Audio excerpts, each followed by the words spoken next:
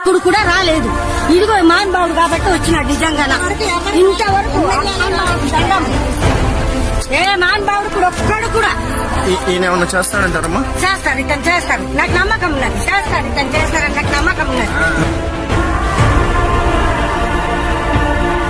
అమ్మ నేను చెప్పాను, అమ్మ నేను ముఖ్యమంత్రి కాను, నేను ఎమ్మెల్యేని కూడా కాదు, నేను నీకేం చేయలేను, నీ సమస్య వినగలను తప్ప అంటే, నాకు తెలుసు బాబు నువ్వు ముఖ్యమంత్రి కావు, ఎమ్మెల్యే కావు, నాకు తెలుసు.